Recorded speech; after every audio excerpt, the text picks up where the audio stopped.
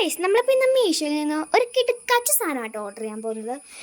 അപ്പോൾ കുറേ പിള്ളേർ എൻ്റെ വീടിൻ്റെ അടുത്ത് വന്ന് ദാ ഒരു പൂച്ച, ദാ ഒരു പുലി, ദാ ഒരു പട്ടി എന്ന് പറഞ്ഞ് ടാറ്റു അടിച്ച് ഷോ കാണിക്കാൻ തുടങ്ങി. പിന്നെ അസൂയമൂത്ത് എൻ്റെ കാര്യം പറഞ്ഞിട്ടല്ലോ, നമ്മുടെ കയ്യിലും ഉണ്ടോ, ഞാൻ മീഷോയിൽ നിന്ന് ഓർഡർ ചെയ്തു. അതാണ് ഞാൻ. അങ്ങനെ നമുക്ക് നേരെ വീട്ടിലേക്ക് കിടക്കാട്ടാ. അങ്ങനെ സാധനം നമ്മുടെ കയ്യിലുണ്ട് കേട്ടോ, നമുക്കിതിനെ പൊട്ടിച്ചെടുക്കാം. സാധാരണ ഞാൻ എൻ്റെ വായ കൊണ്ടാണ് പൊട്ടിച്ചെടുക്കുന്നത്.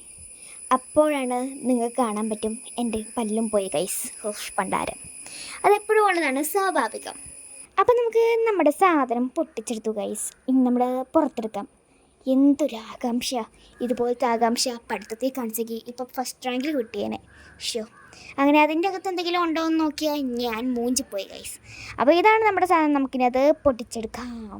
അങ്ങനെ നമ്മളിത് എങ്ങനെയൊക്കെയൊക്കെ അതിൻ്റെ ഒരു ഓപ്പൺ ഭാഗം തുറന്നിട്ടുണ്ട് കേട്ടോ. ബാക്കിയുള്ളത് പൊട്ടിക്കാൻ ഭയങ്കര പാടുണ്ട്. പോസ് ചെയ്ത് മടുത്തു. ലാസ്റ്റ് എങ്ങനെയൊക്കെയൊക്കെ കിട്ടി ഗൈസ്. എന്താ എക്സ്പ്രഷൻ ഇട്ടില്ല, കുറച്ച് കൂടിപ്പോയ പോലെ ഉണ്ട്. അങ്ങനെ നമുക്ക് ഇത് തുറക്കാം ഗൈസ്. ആദ്യത്തെ സാധനത്തിൻ്റെ അകത്തും അവർ സെലോ ടേപ്പ് പിടിച്ചു വെച്ചു, പോട്ടെ. അത് കഴിഞ്ഞിട്ടുള്ള സാധനത്തിൻ്റെ അകത്തും പിന്നെ അവർ സെലോ ടേപ്പ് പിടിച്ചു വെച്ചു.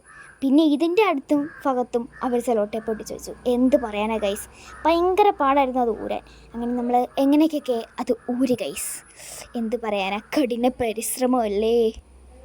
അങ്ങനെ നമ്മൾ എങ്ങനെയൊക്കെ പോസ് ചെയ്ത് കടിച്ചു പൊട്ടിച്ചും പല്ല് പോയാലും ശരിയെന്ന് ഓർത്ത് എങ്ങനെയൊക്കെയൊക്കെ ഞാനത് പൊട്ടിച്ചെടുക്കൂ ഗൈസ്.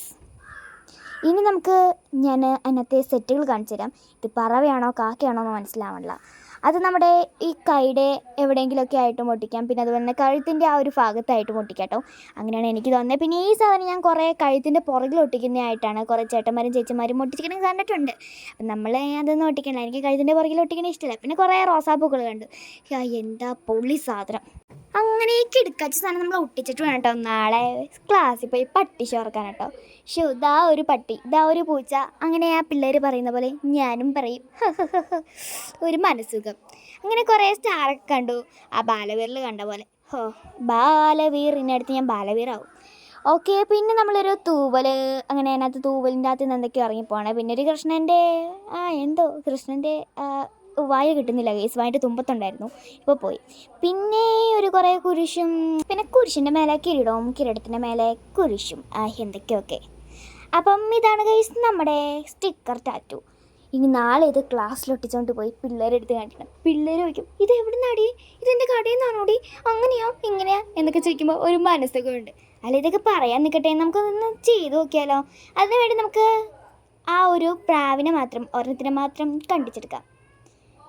ഞാൻ കുറച്ച് പേശിക്കായതുകൊണ്ട് ആകെ ഒരു പ്രാവിനായിട്ട് നമ്മൾ എടുക്കുന്നത്. പ്രാവണോ കാക്കയാണോ എന്തെങ്കിലുമൊക്കെ ആവട്ടെ, നമുക്കിരുന്ന് എക്സ്പെരിമെൻ്റ് ചെയ്ത് നോക്കിയാൽ മതിയല്ലോ.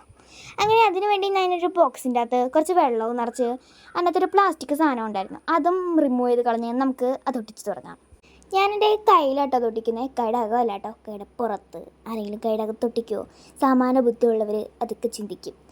അങ്ങനെ നമുക്ക് നമ്മുടെ കൈയുടെ ഒരു അവിടെയായിട്ട് ഒട്ടിക്കാം കേട്ടോ. ആ ഒരു തമ്പ് ഫിംഗറിൻ്റെ ഇപ്പുറത്തായിട്ട് ഒട്ടിക്കും. ഇനി നമുക്ക് വെള്ളം കൊണ്ട് സ്പ്രെഡ് ചെയ്ത് കൊടുക്കാം ഗൈസ്. നാളെ ഷോ കാണിക്കാനുള്ളതല്ലേ, ക്ലാസ്സിൽ പോയി അങ്ങനെ നമുക്ക് നന്നായിട്ട് സ്പ്രെഡ് ചെയ്ത് കൊടുക്കാം. ഇതുപോലെ കേട്ടോ. ഇനി നമുക്ക് റിമൂവ് ചെയ്യും ഗൈസ്. ഫസ്റ്റത്തെ പ്രാവശ്യം ആയതുകൊണ്ട് ഞാൻ ഭയങ്കര എക്സൈറ്റ്മെൻ്റ് ആയിരുന്നു. What a beautiful, so elegant, so beautiful, എന്തൊക്കെയോ പാട്ട്. അങ്ങനെ എന്നെപ്പോലെ ഷോ കാണിക്കാൻ വേണ്ടി ഈ കിടക്കച്ച സാധനം നിങ്ങൾ ഉറപ്പായിട്ടും മേടിക്കില്ലേ. അപ്പോൾ ബൈ, സബ്സ്ക്രൈബ് ചെയ്യാൻ മറക്കല്ലേ.